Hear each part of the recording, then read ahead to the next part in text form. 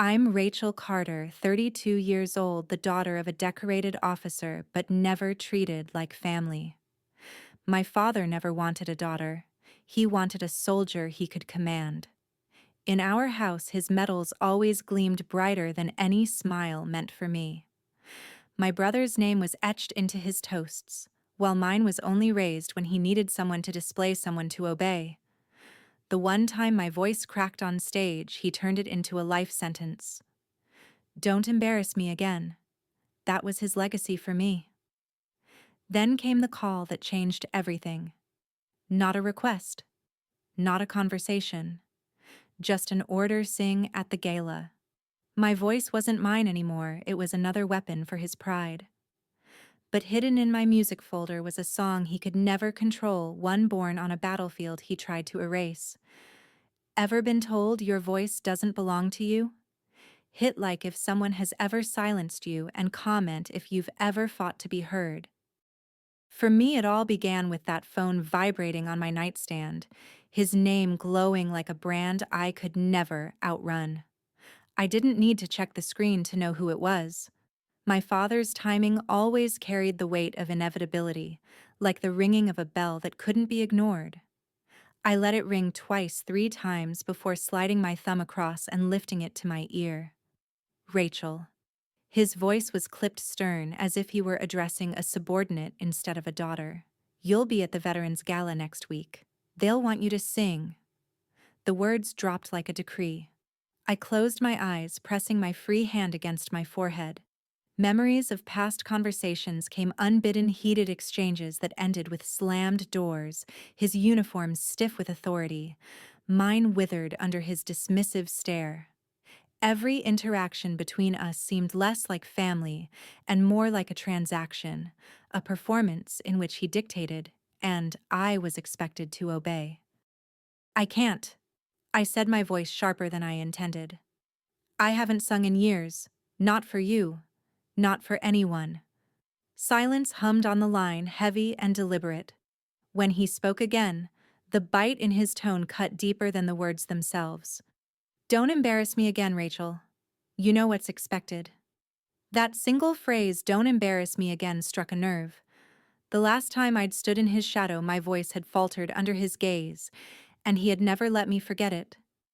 Even now, years later, the sting lingered, not because of my mistake, but because of how he wielded it against me.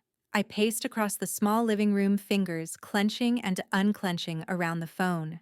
My apartment, with its second-hand furniture and half-finished cup of coffee on the table, was a world away from the manicured lawns and polished brass where he held court. He belonged to the realm of officers and accolades, where medals gleamed under chandeliers and reputations were currency. I lived outside that sphere by choice as much as necessity. I said I can't. I repeated, quieter this time. Yet the protest carried no weight against him. He never acknowledged resistance. He bulldozed through it. You'll be there, he said finally. 7 o'clock sharp. In uniform if you have one that still fits. Don't make me repeat myself. The call ended with a click, not even the courtesy of a farewell. I stared at the darkened screen, my pulse thrumming with a mix of rage and exhaustion. How many times had I let him dictate the terms of my life? How many times had I swallowed the bitterness of being paraded, displayed, silenced when I tried to claim something of my own? The phone slipped from my fingers and landed on the couch. I whispered into the empty room, my throat tight but steady. You don't get to control my voice. The words tasted defiant, though my chest trembled with old wounds. I walked to the small bookshelf by the wall where my music folders had gathered dust. My hand hovered, then pulled one free. The edges were frayed, the paper yellowed with years, but the title on the front still burned with an intensity I had never dared revisit. It was an old wartime ballad, a song I had once poured my heart into before my father's criticism had smothered it. I flipped it open, and the notes stared back like ghosts waiting to be summoned. My fingers traced the familiar lines, the melody whispering at the edges of memory. For years I had avoided it, convinced it was better to bury that part of myself than let it be used as another weapon in his endless pursuit of pride.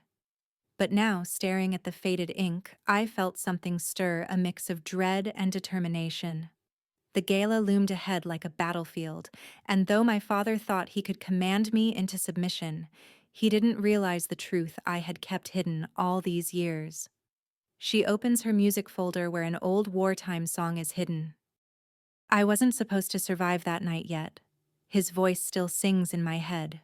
The words form unbidden as I stand at my kitchen counter staring at the worn folder I had pulled out the night before.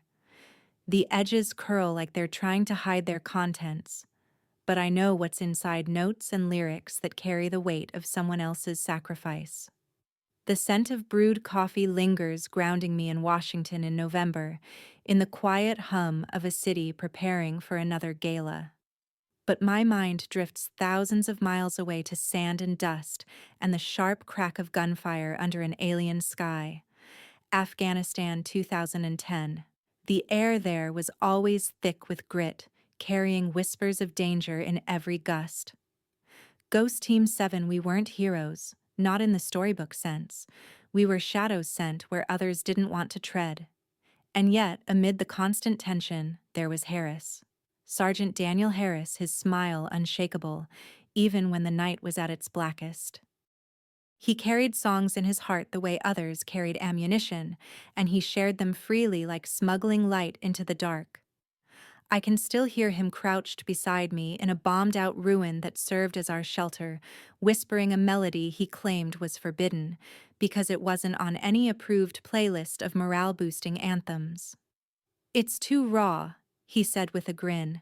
"Too honest." But that's why it matters. He hummed the tune softly, and I felt the vibration in the dirt under our boots more than in the air. "Learn it," he told me. "You've got the voice, Carter. Not the kind that marches soldiers, but the kind that keeps them human." I laughed it off then, embarrassed by the compliment, but he pressed the sheet into my hands. His handwriting sprawled across the margins, notes about tempo, pauses, breaths. "If I fall," he said, looking me square in the eye, "you sing. That's all I want." The memory claws at me even now, years later. Harris never came back from that night. The firefight ripped through the desert like a storm, and when it cleared, only fragments of us remained. I wasn't supposed to survive, but I did, and I've carried his promise like a wound that never healed, a weight that tightened every time my father demanded silence, demanded control. The present crashes back as I shuffle through the folder, fingers brushing over the same notes Harris wrote. The gala, my father's order, Harris's plea. They tangle inside me, pulling me in opposite directions. If I sing the song, I'll break my father's rule: no surprises, no deviations. If I don't, I betray Harris's memory. Either choice feels like a battlefield, one I can't win without casualties. I catch myself whispering Harris's name, the sound trembling as though saying it might bring him back. My grip tightens on the sheet music until the paper creases against my palm. The ink blurs under my gaze, but the melody is sharp in my mind, etched into me as permanently as a scar. The phone on the counter vibrates, suddenly jolting me out of the memory. Its buzz rattles against the wood, insistent and cold. I glance at the screen. His name flashes like a brand: James Carter. I don't answer, but the voicemail crackles into the room when it ends. My father's voice, controlled and cutting, leaves no room for misinterpretation. "Remember? No surprises." The ballroom glittered, but I felt like a prisoner on display.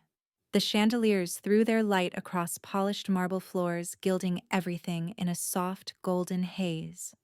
Laughter ricocheted off the walls, glasses clinked, and uniforms gleamed with medals pinned to pressed jackets. I smoothed the fabric of my plain black dress as though it were armor, but it offered no protection from the scrutiny of the room. Every step toward the crowd was a step deeper into a cage, its bars made of expectations and my father's commands. His warning still rang in my ears: no surprises. The echo of that voicemail had followed me here, beating like a drum in my head. My father, Colonel James Carter, stood near the center of the room, surrounded by men whose ribbons and stars carried weight heavier than gold. His posture radiated pride, but I knew the brittle edge beneath it. His pride was never about me, it was about what I could do to uphold his image. Rachel, he greeted with a practiced smile when I approached his hand, clamping on my arm as though steering a wayward cadet. Gentlemen, this is my daughter. His voice lifted loud enough for the nearby circle to hear. She sings, though not everyone appreciates it. A ripple of polite laughter moved through the group, but each chuckle was a nail hammered into my chest. The mockery wasn't just a joke. It was a reminder of the one time I faltered the one note that cracked the moment he would never let die. I forced my lips into something resembling a smile, but my throat ached with words unsaid.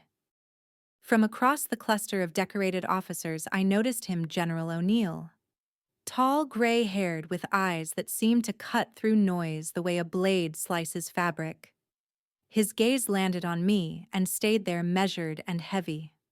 For a moment, I wondered if he could see the tremor beneath my calm, if he recognized something my father never had, that my silence wasn't weakness, but defiance, straining against its leash. James leaned closer, his breath sharp with whiskey, as he whispered, "Don't embarrass me. Again." The words were venom disguised as caution, a reminder that tonight wasn't about me, it was about his reputation, about how he stood in O'Neill's estimation. My fists curled against the silk of my dress nails, biting into my palms as though anchoring me in place. The chatter of the ballroom dimmed as a man in a crisp tuxedo stepped onto the small stage at the far end of the hall. He tapped the microphone, and the crowd fell obediently silent. My pulse climbed with each second. The host's voice rang out with an air of celebration. "Ladies and gentlemen, please welcome Rachel Carter to the stage." Every note I sang was a confession and a rebellion. The spotlight burned hot against my skin, making the sequins of strangers' gowns shimmer like stars scattered across the ballroom. The microphone waited in front of me, tall and unyielding, its silver head catching the light like a blade. My father stood off to the side with that rigid smile he always wore in public, his jaw clenched just enough to warn me, behave, obey, conform. The weight of his stare pressed against my ribs harder than the stage lights. The pianist began the opening chords, and I let my lips shape the familiar words of a safe, sanctioned hymn. A patriotic anthem everyone expected, one that carried no risk, no sting. My voice was steady, warm, even filling the silence with what they wanted to hear. Applause would come politely, my father's reputation intact, the evening unruffled. That was the script he wrote for me, but Harris's face flickered in the back of my mind, dust clinging to his uniform, his grin defiant in the glow of firelight. "If I fall, you sing." His words had never left me. Tonight the promise trembled inside my throat, demanding release. And I realized, standing under that crushing spotlight, that my silence would be the greater betrayal. Midway through the hymn, I paused just long enough to shift the sheet music, though my hands barely trembled. The pianist looked up, confused, but followed the notes I signaled. My voice changed course, soft at first, uncertain, as a candle flame in the wind, then stronger, richer, carrying the forbidden song Harris had given me. The melody slid through the air heavier than any patriotic cheer. It was raw aching, a confession of blood and sand, of lives lost in shadows never recorded. It wasn't meant for this ballroom of metals and crystal glasses, but it belonged here all the same. The first murmurs rippled through the crowd. Guests straightened in their seats, glances darting from me to my father. Forks paused, midair, champagne glasses stilled. And then I saw him, General O'Neill. The man who'd studied me earlier with that sharp gaze now froze entirely. His hand halted halfway to his lips, glass trembling. His face, usually carved from stone, drained of color. He wasn't hearing a song. He was hearing a memory. My father shifted uneasily, his smile thinning into a line. He stepped forward a fraction, but something in O'Neill's posture stopped him cold. The general rose slowly from his chair, eyes locked on my father with a ferocity that sucked the air from the room. Whatever authority James Carter wielded here seemed to shrink beneath that stare. My voice carried the final notes until silence swept the hall, an unnatural silence thick with revelation. My chest heaved, and I lowered the microphone, the echoes of the song still trembling against the chandeliers. My father's face was a mask of fury barely restrained. O'Neill's was something else, fear. I leaned closer to the microphone, my voice no louder than a breath, but every ear in the ballroom heard it. Now you remember. When a general stands, the room trembles. The words weren't mine, but they beat in my skull. As General O'Neill rose from his chair, the scrape of its legs against the polished marble echoing louder than the orchestra ever could. The glittering gala hall moments ago, buzzing with laughter and clinking glasses, froze under the weight of his presence. Conversations died, mid-syllable forks hovered above plates, and every uniformed officer shifted instinctively straighter. The silence was suffocating, thick like fog, swallowing even the hum of the chandeliers. Who authorized that song? O'Neill's voice cut through the air like steel reverberating against the walls.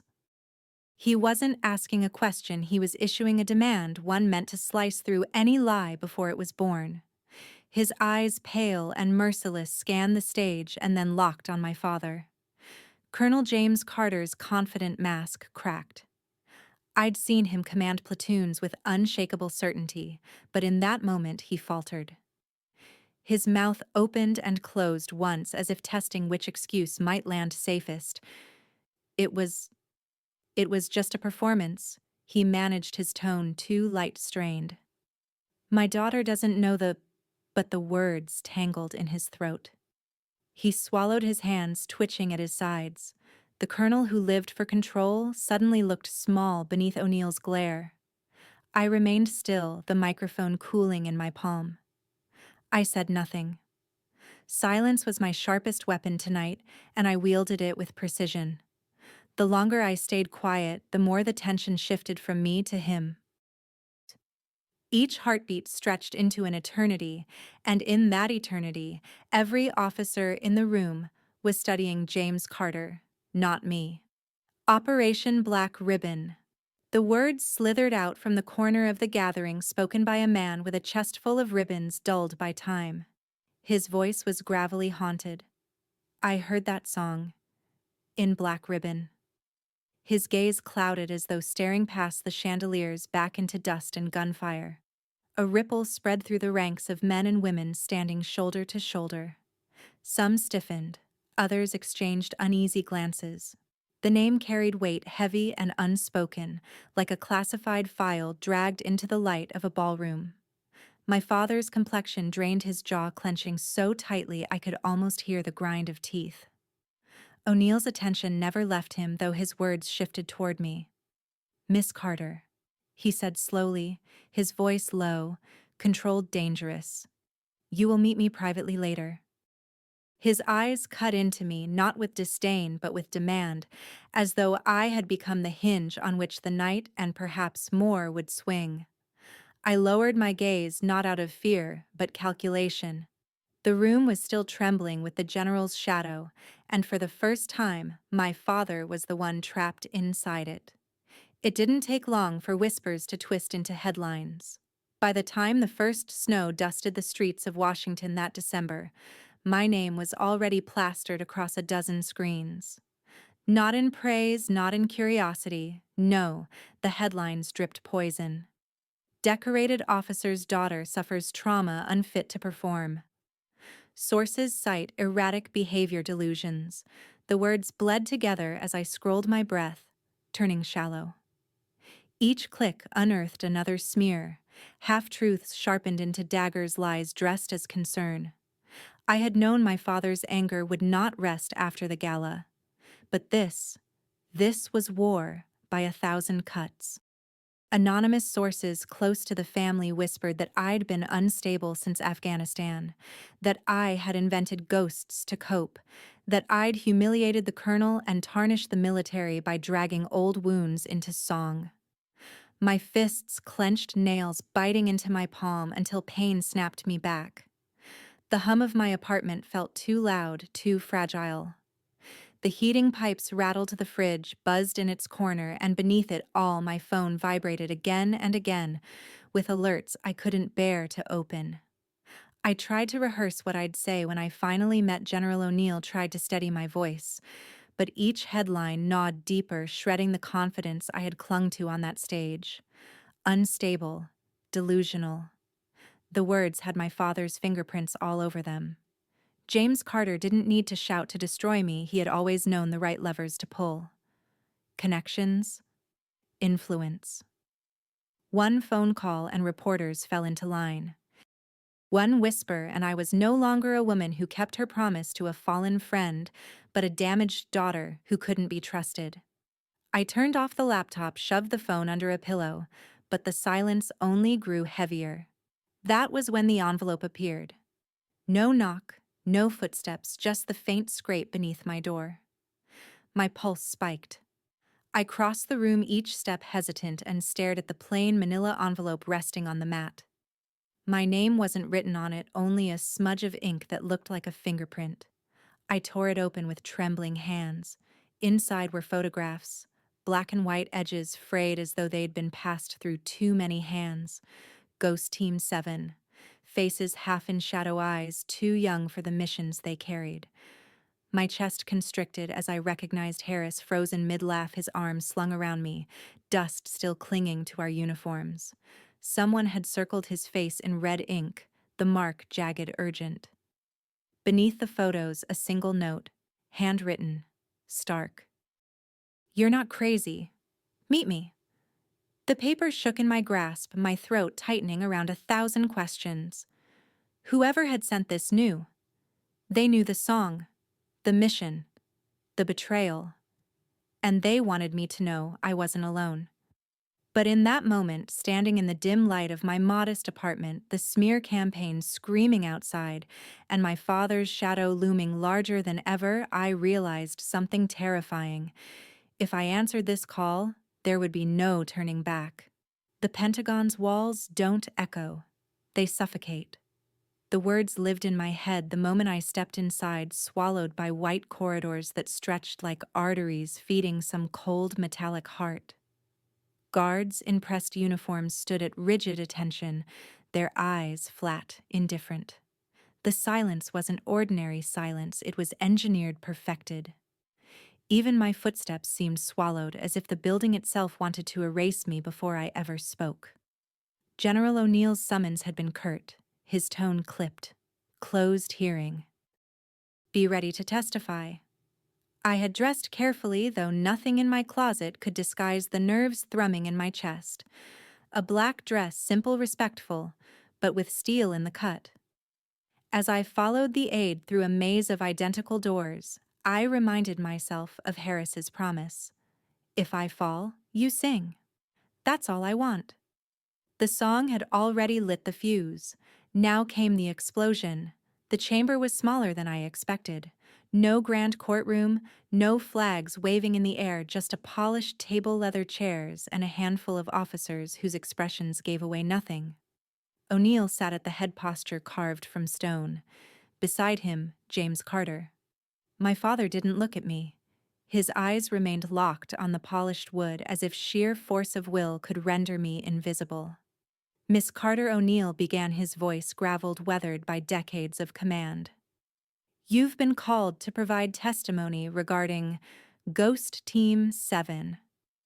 The air shifted at those words. A subtle tightening of jaws, a flicker of exchanged glances. My heart kicked harder, but I forced my voice steady.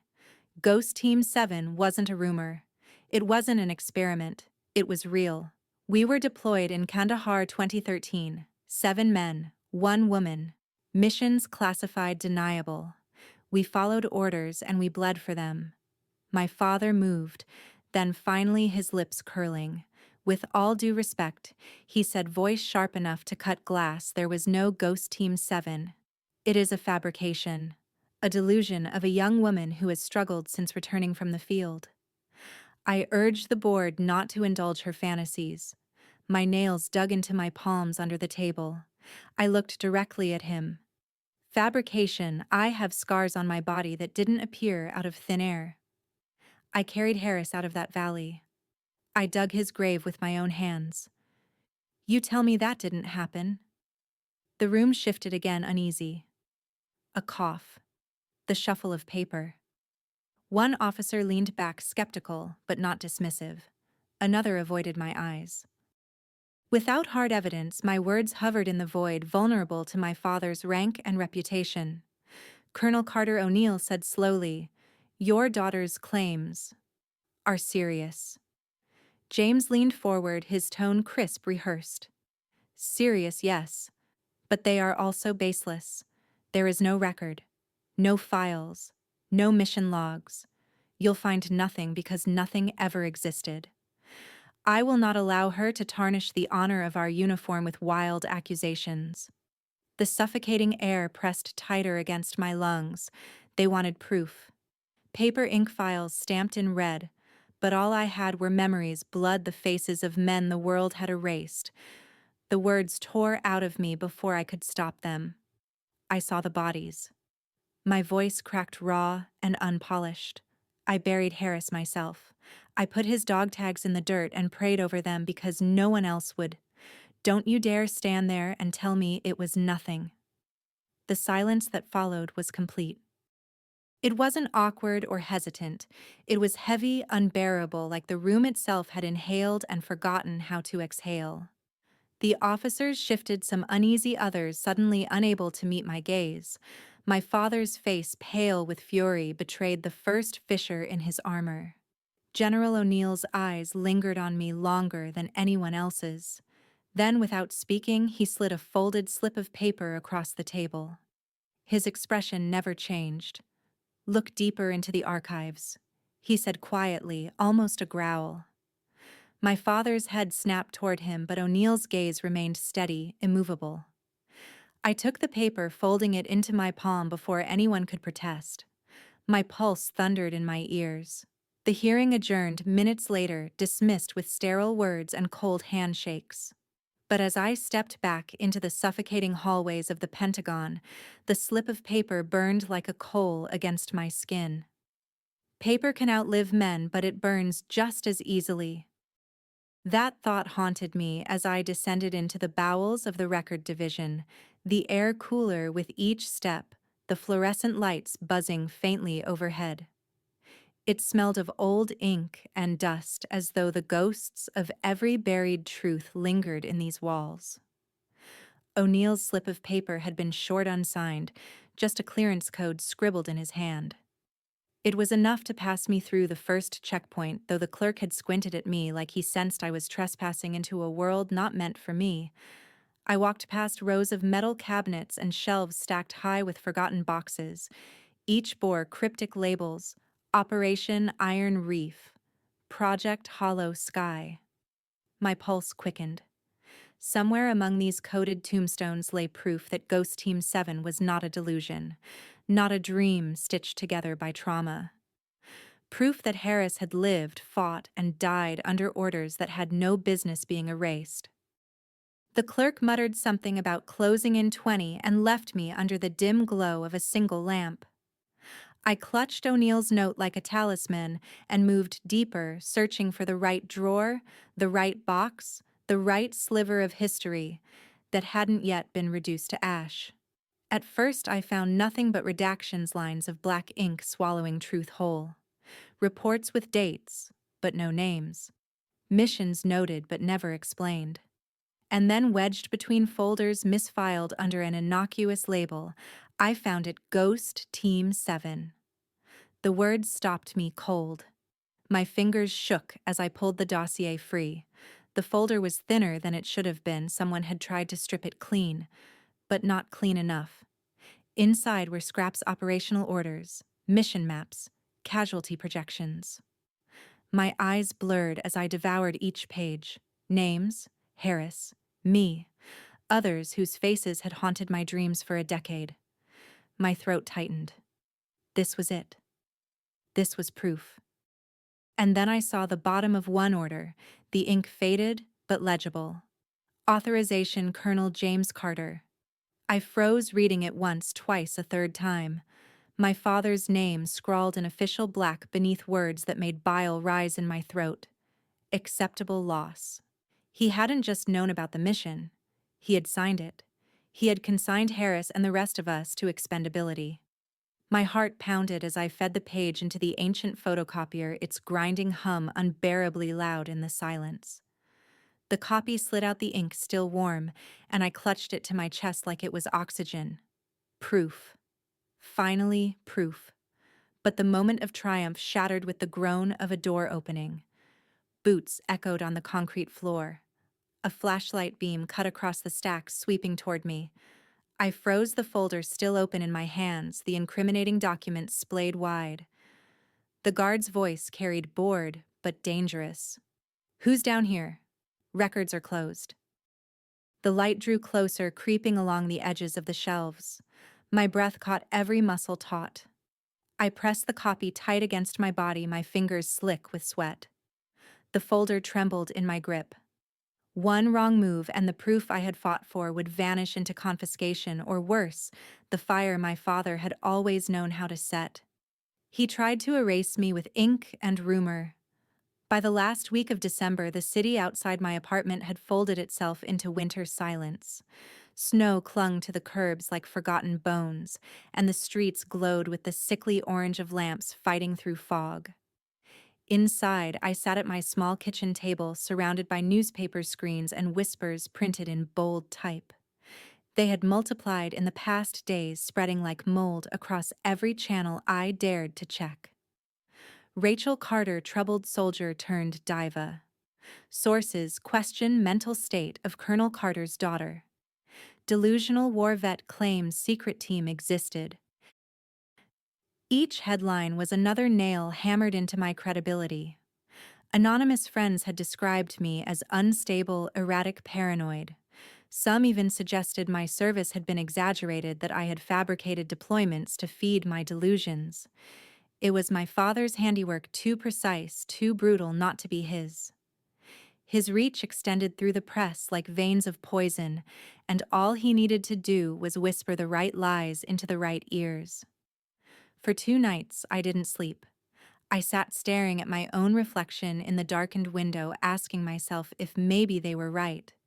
Maybe the song, the hearing, the archives, maybe all of it was just a desperate veteran's hallucination stitched together from grief. My chest hollowed with the thought, my grip on reality trembling at the edges. I nearly folded. Nearly picked up the phone and called the number I had avoided all my life just to say, "Fine, you win. I'll be silent. I'll disappear." But before I could break, the universe slid something beneath my door. At first I thought it was another anonymous attack. But the envelope was handwritten, the ink uneven, the paper worn at the corners as though carried a long way. My fingers shook as I tore it open. Inside was a letter written in neat, careful script. "Rachel, I heard your song at the gala. I don't know how you knew it, but the moment the melody began, I felt Daniel in the room again. For 10 years, they told me to forget. They said he died in an accident, that his service records were incomplete, that I should move on. But I never could. And then your voice carried him back to me, if only for a few minutes. You told me my son wasn't forgotten. Don't let them take that from you. Whatever they say, whatever they print, hold on. You're not alone in this. You carry his voice, and mine too. Janet Harris." Tears blurred the words before I could finish reading. My body folded around the letter as if it were a lifeline. For the first time in weeks, I felt something other than bitterness or rage. Hope, fragile but alive, threaded itself through me. Harris had asked me to sing for him if he fell. Now his mother asked me to keep carrying that torch.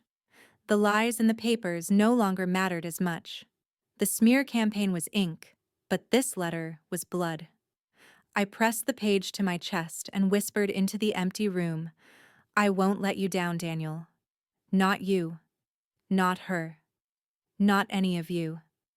The moment held me still until a sharp knock rattled the door. My heart jerked, fear and suspicion colliding.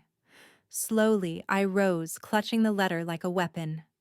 When I opened the door, the cold rushed in, along with a man I recognized only from fragments, news clippings, rumors from the veteran community, a shadow at the edges of stories I had half believed. Ethan Walker stepped inside without hesitation, his eyes scanning the room before settling on me. His voice was low, urgent, but steady. "We need to talk about Ghost Team 7. When he rolled up his sleeve, the past inked itself into the present. The diner smelled of burnt coffee and grease, its neon sign flickering against the frosted January night. I slid into the cracked leather booth, nerves buzzing so loudly I could barely hear the hum of the jukebox in the corner. Ethan Walker sat across from me, his face lined with years of shadows. He hadn't spoken much since showing up at my apartment, and now, in the dim light of this forgotten roadside place, it felt like the air itself was waiting for him to break the silence. His eyes, sharp but worn, studied me before he moved. Slowly, deliberately, he pushed up the sleeve of his jacket. The ink came into view, faded, scarred in places, but unmistakable. A black insignia shaped like a fractured ghost, the letters GT7 etched beneath it. My breath caught. Harris had once drawn it in the sand overseas, laughing that our little team needed its own mark. Seeing it now permanently carved into Ethan's flesh was like touching a ghost. "You're not supposed to exist," I whispered. "They said everyone." My voice faltered. "They did," Ethan replied, his tone rough like gravel ground under boots. "I was supposed to be ashes in the desert with the rest. But I ran. I ran because I saw what was coming. Carter wanted no survivors. Ghost Team 7 was never meant to be remembered." I clenched my fists beneath the table. He told me it was all in my head, that I made it up. Ethan shook his head. "No, you lived it. Same as me." He reached into his jacket and slid something across the table. Metal clinked softly against the laminate surface. Dog tags, 5 of them. Cold scratched each one, bearing names that slammed into my heart like bullets. Sergeant Daniel Harris, Corporal Vega, Lieutenant Mills. The others blurred through tears. I picked up Harris's tag, the chain coiling in my hand, heavy as if the man himself stood beside me again. "He made me promise," I murmured. "If he fell, I would sing for him." Ethan's gaze softened for a fraction of a second, then it hardened again. "I saw the paperwork, Rachel. Your father's signature. The words 'acceptable loss.' We weren't just left behind. We were sacrificed because we knew too much, because our deaths were easier to hide than the truth." The world seemed to tilt under me. My father's handwriting in the archive had already carved wounds into me, but hearing it confirmed by the only living witness made those wounds bleed anew. Every smear article, every whispered rumor branding me unstable, suddenly felt like part of the same orchestrated machine, meant to bury not just me, but all of them. The diner's light hummed, flickering once, as if even it strained under the weight of his words. Ethan leaned forward, voice low and final. "Your father signed us away." I saw the order. I pressed Harris's dog tags to my lips, the taste of cold steel grounding me as my vision blurred. The letter from Janet Harris echoed in my memory. "Don't let them take that from you." My chest tightened with grief, rage, and a new clarity. I looked at Ethan, my voice trembling but resolute. "Then it's time the world hears your voice." It was just the two of us, but the silence felt like a courtroom. The study reeked of leather and polish, the air stale from years of cigar smoke that clung to every metal on the wall. My father sat behind his desk, posture, rigid eyes flicking over me like a commander sizing up a defiant subordinate. For a moment, neither of us spoke. The weight of our history pressed against my chest, his orders, his silence, his disdain. I dropped the thick folder onto the mahogany desk with a thud that broke the silence. Pages spilled out black ink on yellowing paper, the dossier from the archives. His eyes darted to the signature, his signature printed beneath the words, "Acceptable loss." What is this supposed to be? His voice was sharp, but too fast, too thin. Proof. My throat burned, but I kept my voice steady. You left them to die. You signed their death warrants. Harris, Vega, Mills, all of them. He leaned back in his chair, crossing his arms. These documents are forgeries. Sloppy ones at that. Anyone with half a computer and an agenda could manufacture this garbage. I shoved one page forward, the photocopied signature staring up at him. Then why does your signature look exactly like this? My voice cracked, but I didn't care. The tremor carried more weight than a scream. His jaw tightened, a muscle ticking just beneath the surface. He picked up the page, studied it longer than he needed to, then slammed it back down. You don't understand the world you've stumbled into, Rachel. You think this is about me, about some petty betrayal. It isn't. You have no idea who you're up against. His words cut sharper than his denial. For the first time, there was something behind his anger, fear. Not of me, not even of exposure, but of something larger looming over us both. I stepped closer, hands trembling as I gathered the scattered pages. My heart hammered so loudly it drowned out the ticking of the grandfather clock in the corner. You always taught me to follow orders, to stay silent, to be the good soldier in your war. But this isn't your war anymore. He stood abruptly, his voice rising to a roar. You're going to destroy yourself, and you'll drag this family's name through the mud while you're at it. I met his fury with quiet resolve. The years of swallowed words, the endless nights haunted by Harris's voice, every ounce of humiliation he'd piled on me, they all crystallized into a single sentence. Neither do you. I clutched the file to my chest, turned on my heel, and walked out of the study without another word. His medals gleamed on the walls as I passed hollow trophies of a man who thought honor could be bought with silence. The door shut behind me, and for the first time I felt like the war between us had truly begun. The room was small, but the truth made it thunder. The banquet hall smelled of polished brass and old wine, a room designed for quiet toasts and hollow speeches. Tonight it felt like a crucible. Officers in crisp uniforms clustered at round tables, their laughter brittle, their eyes cutting to the door the instant Ethan and I walked in. My arm brushed his as we moved through the haze of whispers. He looked almost spectral in the harsh light, pale, gaunt, but steady. A man dragged back from the grave. James Carter sat near the head table, his medals catching the glow of the chandeliers. His gaze sharpened the moment he saw Ethan. The glass in his hand stopped halfway to his lips. For the first time in my life, I saw something rare on his face, dread. General O'Neill rose slowly, his imposing frame casting a long shadow across the hall. His voice carried like a gavel. Miss Carter, Mr. Walker, explain yourselves. Ethan stepped forward before I could answer. He tugged his sleeve back with deliberate slowness.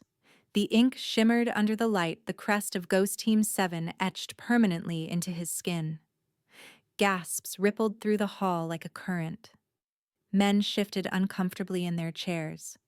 A few younger officers craned their necks, recognition dawning in their widened eyes. I was there. Ethan said, his voice rough but unflinching. He reached into his jacket and laid a small bundle of dog tags on the table nearest O'Neill. The metal clinked against the linen, the sound hollow and final. Harris, Vega, Mills. They didn't make it back. But I did. And I saw the order that sent us to die. My father's face flushed crimson. He stood abruptly, his chair scraping across the floor. This is outrageous. That man is a deserter. He forfeited the right to call himself a soldier the moment he ran. Ran Ethan's laugh was sharp, bitter. I crawled through mud and blood while your signature condemned my brothers. You called it an acceptable loss. Tell that to Harris's mother. He jabbed a finger at the tags, his hand trembling only slightly. O'Neill's gaze cut from Ethan to my father, his expression carved from stone. Colonel Carter, how do you explain this? A soldier we buried standing in this room. James Carter's voice faltered brittle where it once commanded armies. He doesn't count. He was supposed to be dead. He deserted his words, crumbled collapsing under the weight of their own absurdity. The officers around him shifted, whispers swelling into a low tide of disbelief. The air vibrated with something larger than anger. It was recognition, the quiet dawning of betrayal made visible in 100 pairs of eyes. My father's armor of authority cracked with every second that passed. I stood beside Ethan, my pulse steady for the first time in weeks. This wasn't just my fight anymore. The ghosts I carried had flesh and blood, voice and proof. The silence my father built his career on was finally breaking. General O'Neill raised his hand and the murmurs died. His voice was steady, but it rolled across the room with finality. This will go before the full committee. The words landed like a verdict, and the room itself seemed to shift. The medals on my father's chest gleamed under the chandelier, but for the first time they looked like chains. When walls fall, they crumble from the inside first. The city felt colder in late January, not from the weather, but from the way people had begun to look at my father. Washington, D.C. had always been his fortress. The polished halls, the polished words, the loyal men who stood at his side like steel pillars. But something invisible had shifted since that night with O'Neill. The air around him was thinner. The smiles in photographs withered faster. His fortress was crumbling, and it was happening from the inside. I felt it first in the veteran hall's dingy rooms tucked behind diners with peeling flags and faded photographs. Men who once glanced past me now pulled me aside quietly, their voices low, eyes darting to make sure no one was listening. One old sergeant, his hands trembling as he poured weak coffee, leaned in and said, "I heard that song you sang. I remember it from Black Ribbon. We weren't supposed to survive either, but we did. And we were told to shut our mouths." His voice cracked and he swallowed hard. I'm glad someone finally didn't. Others followed one by one. A group of younger veterans boys, really barely older than I had been when I first deployed, waited outside a cafe where Ethan and I sat. They didn't want photos or attention. They just nodded quiet acknowledgments as if to say, "We're with you." Meanwhile, James Carter was still trying to hold the facade. He appeared on a televised interview, his uniform stiff, his voice clipped and defensive. He called the allegations lies manufactured by unstable individuals with personal grudges. He spoke of loyalty, honor duty, but the camera caught the sweat gathering at his temple, the twitch in his jaw, when the interviewer asked about Ethan Walker by name. Even through the screen, the strain was visible. In the city's heart, I began to notice subtle cracks. Officers who once clasped his hand at receptions now offered only brief nods, their grips cooler, their eyes careful. The silence surrounding him was no longer loyalty, it was distance. Ethan noticed it too. "He's bleeding allies," he muttered as we walked through the corridors of a veteran administration building. "Men like him need handshakes more than medals. When those dry up, so does their power." The real moment came late one evening. A fellow colonel, a man I remembered from my childhood, someone who used to visit our house with booming laughter, approached me in the shadowed hallway of a quiet building. His uniform seemed heavier on him than it once had. He didn't look me in the eye at first. Then he said in a voice barely above a whisper, "We knew. We always knew. We just never had the courage you do." His hand shook as he touched my shoulder. "Don't stop now." Then he walked away, his head bowed as if ashamed of all the years he'd stayed silent. For the first time, I realized this wasn't just my story. My father's fortress had been built on silence, and silence was breaking. One voice had become two, then a dozen, then more. Each whisper chipped another brick from his walls. And in that void, my own voice grew louder. That night, Ethan and I sat in my apartment, the glow of my laptop casting pale light over the cluttered table. We weren't expecting the news to break so soon, but the headline burned across the screen like a flare in the dark. Congress schedules public hearing on Ghost Team 7 within days. The words pulsed in my vision, and I felt my breath catch. This was it. The battlefield shifting from whispers to a stage where the entire country would hear. The cameras blinked like rifles aimed at the truth. The hearing room was hotter than it should have been, though maybe that was just the press of bodies, the thrum of whispers, the flash of cameras. Rows of reporters leaned forward, pens twitching like they were waiting to write the obituary of a legacy. The committee members sat stiffly under the glare of spotlights, their nameplates gleaming like polished shields. This wasn't a room for justice. It was a battlefield dressed in suits and microphones. I sat at the witness table, palms flat on the cold wood, the folder of documents before me. My chest rose and fell in measured breaths, each inhale sharpened by the knowledge that every eye, every lens was trained on me. Somewhere behind me, I could hear Ethan shifting in his seat, his steady presence an anchor against the swell of nerves. The chair cleared his throat. We are here today to examine allegations concerning an operation referred to as Ghost Team 7. Miss Carter, you may begin. My voice wavered for the first few syllables but steadied as I pressed forward. I told them about Afghanistan, about Harris, about the night the mission went black, and my comrades never returned. I laid the photos on the table, their corners trembling under my fingertips. These men weren't ghosts. They had names. They had families. And they were abandoned. I lifted the page with my father's signature, sliding it toward the committee. This, I said, my throat dry but steady, is authorization for Operation Black Ribbon. Signed by Colonel James Carter. Classified as acceptable loss. The words tasted like poison on my tongue, but I forced them into the air. A murmur rippled through the room. I didn't dare look back, not yet.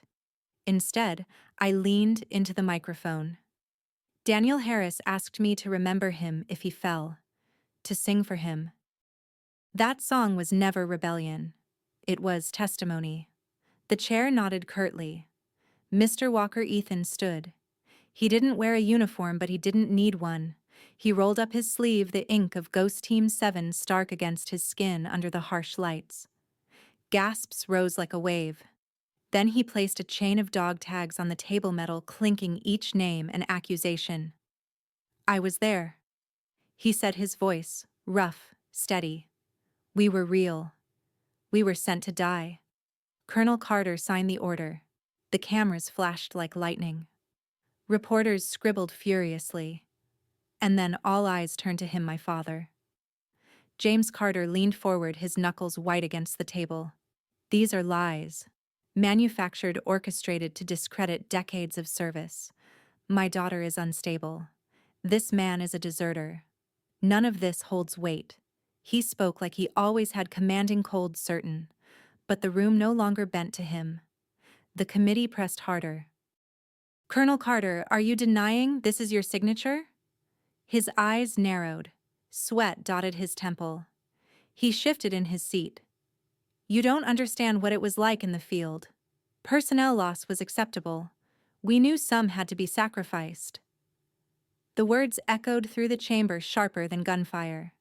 Gasps erupted, papers shuffled, reporters shouted over one another. The microphones had caught every syllable. His mask had cracked, and the rot spilled into the open. For the first time, he looked small behind the desk, his shoulders hunched as though the weight of his own words crushed him. The committee chair leaned forward, eyes blazing. Colonel Carter, you've just admitted what we've all suspected. I didn't sing for applause. I sang for the dead. The winter air at Arlington cut sharper than any blade, the kind of cold that burrowed into bone, that made silence ring louder than sound. Rows upon rows of white headstones stretched into the horizon like an army frozen in eternal formation. I stood among them clutching my sheet of music, though I no longer needed the notes. The song had carved itself into me, every word etched by memory, by blood, by Harris's voice echoing from a past that never let go. The memorial was small by design, a scattering of veterans in heavy coats, their hands clenched into fists, not from cold, but from memory. Ethan stood at my side, his gaze steady, the ink of Ghost Team 7 hidden beneath his sleeve, but no less present. Beyond the circle, I noticed cameras kept at a respectful distance. For once, this wasn't theater for headlines. It was truth bare and quiet. Janet Harris approached, her eyes rimmed red but resolute. She touched my arm with a trembling hand. "He can finally rest," she whispered, and her words carried the weight of every sleepless night, every unanswered letter, every photograph clutched, until the edges curled. I knotted my throat tight, unable to promise more than the song I had come to deliver. When I stepped forward, the veterans shifted with me. Some raised their hands in quiet salute. Others bowed their heads. My father was here too, though not among them. I saw him at a distance, half shrouded in shadow medals on his chest that no longer glittered but hung heavy, meaningless. His eyes found mine. For once there was no command, no order, no voice to dominate. Just a man stripped bare, standing in the ruins of his own making. I opened my mouth, and the first note slipped into the still air. It wasn't rebellion this time. It was requiem. The song Harris had given me flowed out unbroken, not trembling but steady, as though his voice threaded through mine, filling the gaps where grief had once fractured me. The melody wound between the headstones, curling around the silent witnesses carved in stone. Each lyric struck like a bell tolling for the men who had been buried twice, once in the earth and once in silence. As I sang, I felt the veterans shift. Shoulders shook. A few tears glistened on weathered cheeks. Ethan stood taller, as though the music rebuilt what the years had taken from him. Janet pressed her hands together, lips moving in prayer. Even the wind stilled, as if it too had come to listen. The final note hung in the cold, then dissolved into silence. No applause, no fanfare. Just the sound of breath of boots crunching faintly in the snow of grief, softening into remembrance. I lifted my eyes again to where my father had stood. He was already turning, walking away alone, his back rigid but his steps heavy. There was no ceremony in his retreat, no honor guard to follow him. Just the shadow of a man who had finally been stripped of the power to command even the silence around him. Ethan moved closer, his hand brushing mine, grounding me in the living. I leaned toward him, my voice barely above a whisper, but sharp as a vow. This was only the beginning. Beneath the cold silence of Arlington, truth had finally broken through the fortress of lies, and the weight of betrayal no longer chained the living to the dead. The journey had shown that justice is never freely given, it must be wrestled from the hands of those who abuse power. Like a melody once buried in darkness, it may rise late, but when it does, it resounds so powerfully that no one can ignore it.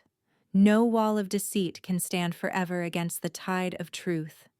If this story stirred you, please like, share, subscribe, and leave your thoughts below. Comment 1 if you feel the same fight for justice, or 2 if you still seek a different ending.